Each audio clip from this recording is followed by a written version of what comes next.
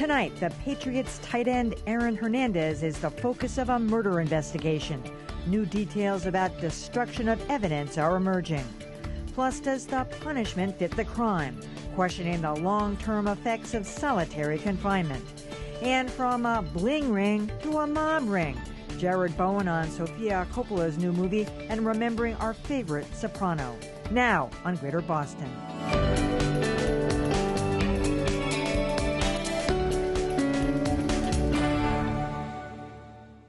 Good evening. When a body was first found Monday in a North Attleboro industrial park, about a mile from the home of New England Patriot Aaron Hernandez, Sports Illustrated reported that Hernandez was not a suspect. Now, though, the investigation is heating up and Hernandez appears to be front and center. With throngs of reporters staked outside, Aaron Hernandez left his sprawling North Attleboro home this morning.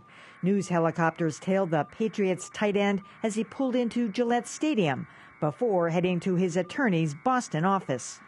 Hernandez is being investigated in connection with the death of 27-year-old Odin Lloyd of Dorchester. He's innocent until proven guilty, but it's just hard to believe something like that could happen in your own backyard. Linda Curtin lives down the street from Hernandez and says the typically quiet neighborhood has seen a flurry of activity.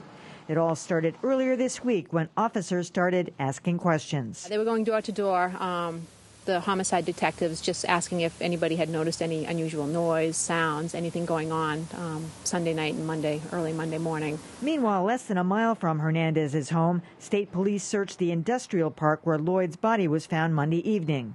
Doug Surratt works next to the crime scene and says a teenage boy made the discovery while out for a run. Anyone standing here could have looked down there and actually seen the person lying there. It just happened to be the poor kid that ran by that did it. Surratt says it appeared no effort was made to hide the body from view. It was not buried.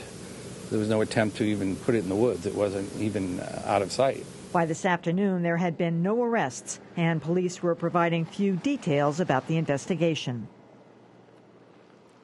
And with me now is crime reporter Michelle McPhee, who has been covering the case for ABC News. Welcome, Michelle. Thanks for having me. So what can you tell us? You've learned a little bit more about what some of the discoveries inside the house.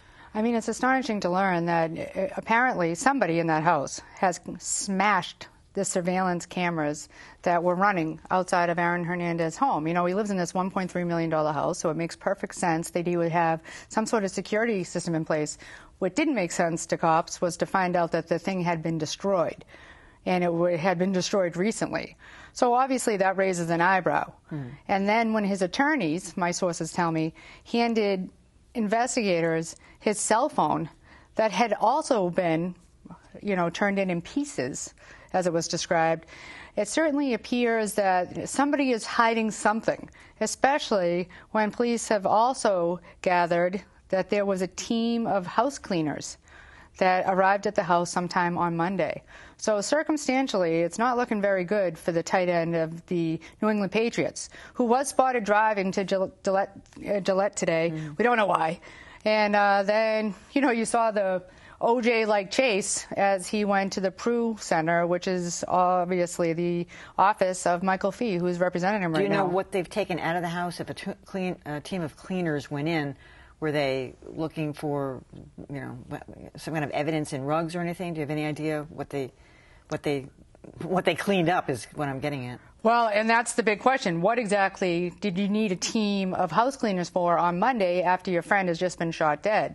I mean, the timeline of this homicide is that Hernandez and Odin, and they were friends. The mother of Hernandez's little girl is, her sister is dating Lloyd, who was a promising football player. I think, what we are hearing now at ABC News is that he may have even been a draft pick in the future. One of the only reasons he hadn't been drafted in the past is because he failed drug tests. But, people said he's been on the straight and narrow. He came from a very solid family in Dorchester. He was beloved by his neighbors and family, and he ends up executed. And it was an execution. He was shot in the back of the head, my sources tell me, and then, his body was dumped in this clearing. He was still very well dressed. They don't think he was killed there?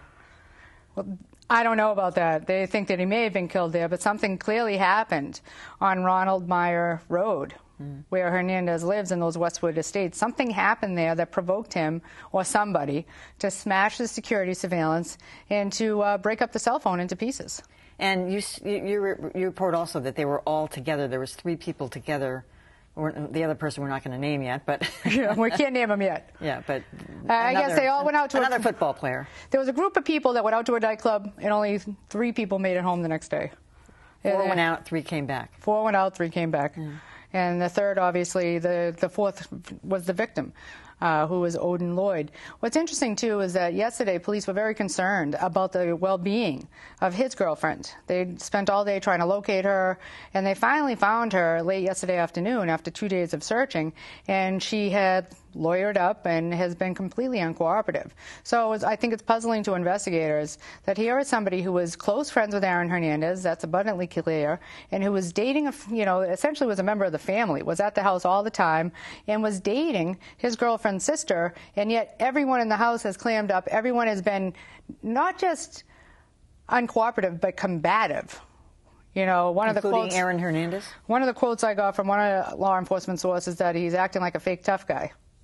But I don't think it's all that fake, because the more you learn and dig into Aaron Hernandez and his past, the more incidents of violence that seem to be connected to him. I was unaware of this accusation of this fellow in Florida that he shot him. He was a friend of him, shot him, got into some altercation, blew his eye out. And it's all fun and games until someone loses an eye. I mean, it's unbelievable. They were at a strip club. But that guy did not file charges. He didn't file charges. Not only did he not file charges...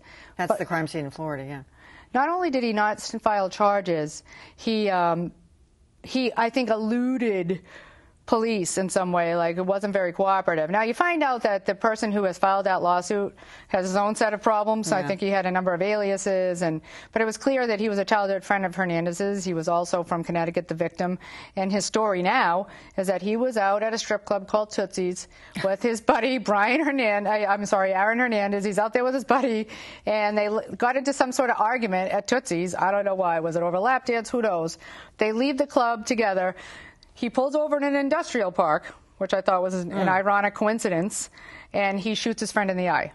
Wow. And then leaves. And when the police get there, the victim is uncooperative, but the victim later instead filed a civil lawsuit, which looks as if it's some sort of resolution, if you know what I mean. Now, do we have any idea what Aaron Hernandez was doing at Gillette Stadium today? Was Bill Belichick there? Was Bob Kraft there? Have the Krafts said anything? Have they been involved at all? Do you know? The Patriots have been completely tight-lipped. Early on, Stacey James put out a very brief statement saying that the Patriots would not comment. I mean, I think that it says a lot when you haven't had a single player come out and defend him. Like, you haven't heard a peep from anybody saying, oh, but Aaron Hernandez is such a good guy. He would never do this. Like, not one person has come out and tried to defend him in any way, because everybody, I think, knew in the Patriots organization that there was a shaky past. We're learning that Hernandez was questioned in connection with a shooting when he was a player for the Gators. There's this incident in Federal Hill where he's out partying with a relative. There's some sort of fracas, and police recover a gun.